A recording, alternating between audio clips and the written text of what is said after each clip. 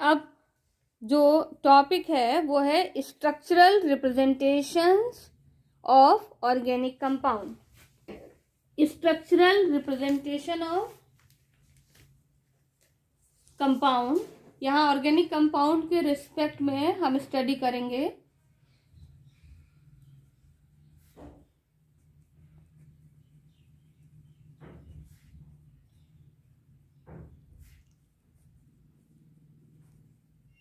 Organic compound का कैसे representation होता है और कैसे इनके स्ट्रक्चर को हम रिप्रेजेंट करते हैं, या अगर हमें स्ट्रक्चर दिया है तो उसको कैसे आइडेंटिफाई करेंगे। तो स्ट्रक्चरल रिप्रेजेंटेशन जो ऑर्गेनिक कंपाउंड का स्ट्रक्चर, इसको हम अलग अलग कैटेगरी में डिवाइड कर देते हैं। पहला है कंप्लीट स्ट्रक्चर, दूसरा है कंडेंस्ड स्ट्रक्चर, तीसरा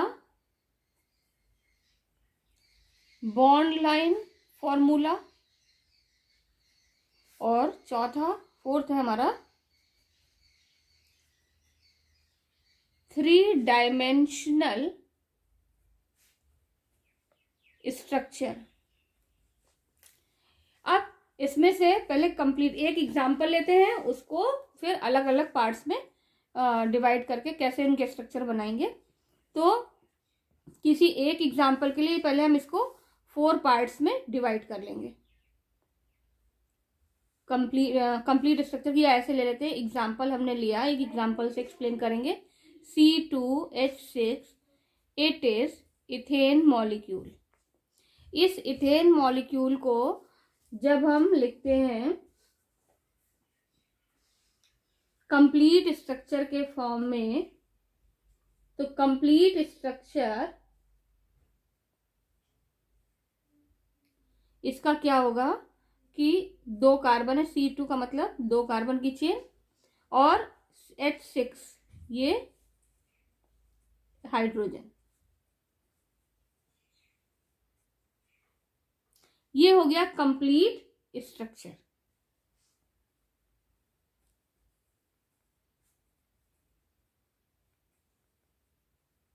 इसी तरह से दूसरा एग्जांपल लेते हैं, ये हमारा एग्जांपल ए हो गया।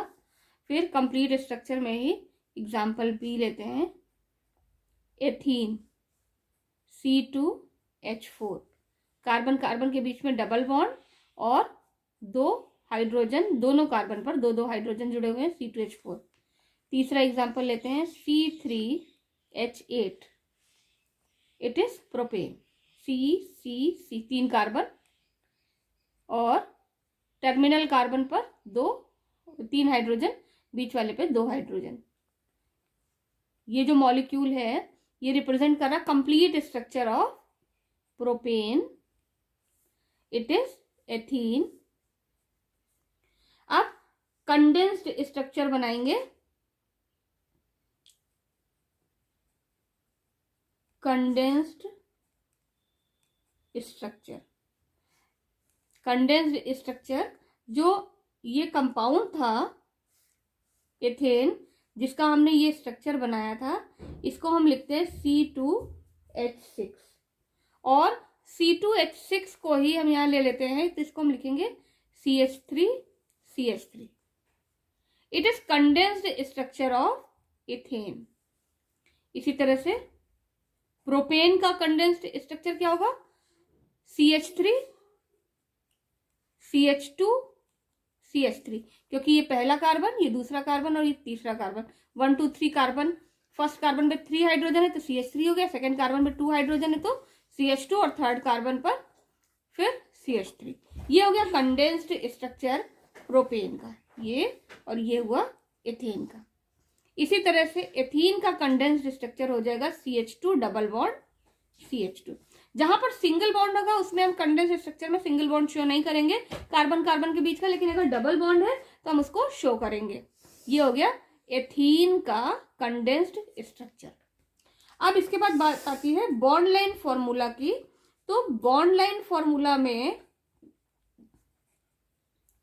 हम केवल लाइन डायग्राम बनाते हैं, लाइन स्ट्रक्चर बनाते हैं। जितने भी कंपाउंड जिनमें बहुत ज्यादा कार्बन है, having large number of carbon atoms, उनके लिए हम बॉन्ड लाइन फॉर्मूला ड्रॉ करते हैं। सपोज कंपाउंड है CH3 CH2 CH2 CH2 CH3, 1 2 3 4 5 carbon की चेन है। तो ये हो गया कंडेंस्ड स्ट्रक्चर, और इसी को हम जब बॉन्ड लाइन फॉर्मूला में बनाएंगे तो हो जाएगा इस तरह से। यहां पर आप एक डॉट से स्टार्ट करिए, एक डॉट लिया, डॉट से दूसरा डॉट, तीसरा डॉट, चौथा और पांचवा डॉट। ये जो डॉट है यहां पर, ये जो डॉट है, इट इज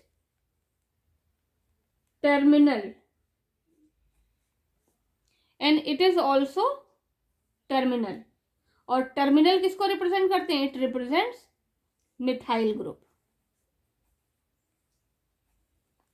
इसका मतलब यहां पर मिथाइल ग्रुप है, और ये जो कॉर्नर है, ये corner, these represents carbon atom. तो C5H10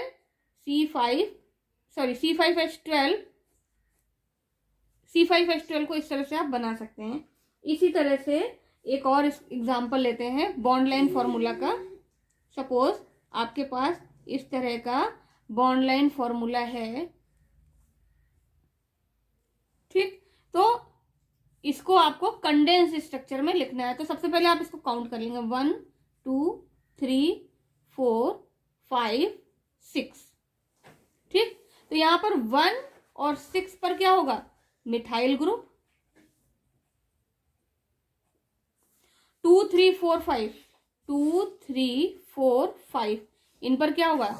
कार्बन विद हाइड्रोजन, और 3 पे Cl भी जुड़ा हुआ है, ठीक है, क्लोरो ग्रुप। तो अब इसका हम फॉर्मूला लिखेंगे। 1 और 6 पर मिथाइल ग्रुप है, तो सबसे पहले हमने मिथाइल लिख लिया, CH3। फिर सेकेंड कार्बन है, सेकेंड पर 3 पे भी कार्बन है, 4 पे भी कार्बन है, 5 पे भी कार्बन है, और 6 पे मिथाइल ग्रुप लगा दिया। 3 पे क्लोरो लगा हुआ है, तो 3 पे हमने क्लोरो लगा दिया। अब जो बचा उसको हम हाइड्रोजन से पूरा करेंगे, कार्बन की टेट्रावेलेंसी के रूल के अकॉर्डिंग। तो ये हो गया स्ट्रक्चर उस कंपाउंड का जिसका हमने बॉन्ड लाइन फॉर्मूला लिखा था। इस तरह से आप इसकी प्रैक्टिस कर लेंगे। इसी तरह से एक और एग्जांपल लेते हैं। एग्जांपल है साइक्लोप्रोपेन। साइक्लोप्रोपेन साइक्लिक कंपाउंड है जिसका स्ट्रक्चर होता है ये बॉन्ड लाइन स्ट्रक्चर है। इसका मतलब यहां कोई टर्मिनल नहीं है, no methyl group, because no terminals, कोई भी फ्री एंड नहीं है। इसका मतलब ये कॉर्नर पे क्या होगा? कार्बन प्रेजेंट हो गया, तो 3 कार्बन आपने लगा दिए कॉर्नर पे और तीनों को इस तरह से जोड़ दिया, क्योंकि ये जुड़े हुए आपस में। और कार्बन की 4 वैलेंसी होती है, तो 2 वैलेंसी यहां सेटिस्फाइड है, 2 हाइड्रोजन जोड़ दिए। हर एक कार्बन पर 2 हाइड्रोजन एटम आप ऐड कर देंगे, तो ये बन जाएगा साइक्लोप्रोपेन। साइक्लोप्रोपेन का ये पूरा ओपन स्ट्रक्चर हो गया, और इसी स्ट्रक्चर को आप ऐसे लिख सकते हैं, CH2 single bond CH2 single bond CH2। ये हो गया साइक्लोप्रोपेन का कंडेंस्ड स्ट्रक्चर, ठीक है।